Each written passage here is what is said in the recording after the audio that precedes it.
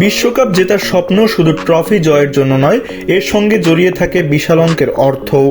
এবার সেই পুরস্কারের পরিমাণ আগের যে কোনো আসরের চেয়ে বেশি। 2026 বিশ্বকাপের চ্যাম্পিয়ন দল ট্রফির পাশাপাশি পাবে 5 কোটি 10 লাখ মার্কিন ডলার, যা বাংলাদেশি মুদ্রায় প্রায় 626 কোটি টাকা।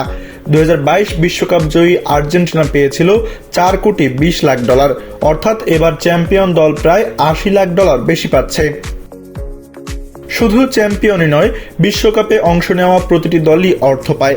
রানার্স আপ দল পাবে 3 কোটি 40 লাখ ডলার, তৃতীয় দল 3 কোটি ডলার এবং চতুর্থ দল 2 কোটি 80 লাখ ডলার। কোয়ার্টার ফাইনাল পর্যন্ত ওঠা দলগুলো পাবে 2 কোটি ডলার, শেষ 16তে ওঠা দল 1 কোটি 60 লাখ ডলার, আর গ্রুপ পর্ব পেরোনো দলগুলো পাবে 1 কোটি 20 লাখ ডলার।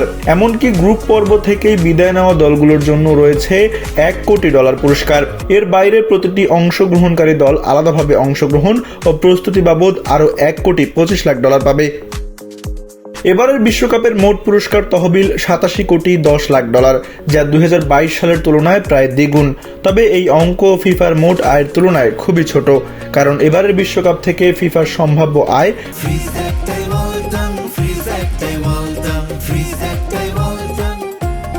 প্রায় 13 বিলিয়ন ডলার। এই বিপুল অর্থ আসে মূলত টেলিভিশন সম্প্রচার সত্ত্ব, টিকিট বিক্রি, স্পন্সরশিপ ও বাণিজ্যিক চুক্তি থেকে। এবার অংশগ্রহণকারী দলের সংখ্যা বাড়ায়, দর্শক, সম্প্রচার এবং বাণিজ্যিক আয়ও বেড়েছে। পাশাপাশি টিকটক ও ইউটিউবের মতো প্ল্যাটফর্মেও ম্যাচ সম্প্রচার থেকে আয় করছে ফিফা। সব মিলিয়ে বর্তমান বিশ্বকাপ শুধু ফুটবলের লড়াই নয়, অর্থনীতির দিক থেকেও ইতিহাসের সবচেয়ে বড় টুর্নামেন্টে পরিণত হয়েছে। রেকর্ড পরিমাণ পুরস্কার, বাড়তি সম্প্রচার আয় এবং নতুন বাণিজ্যিক কৌশলে সেটির সবচেয়ে বড় প্রমাণ।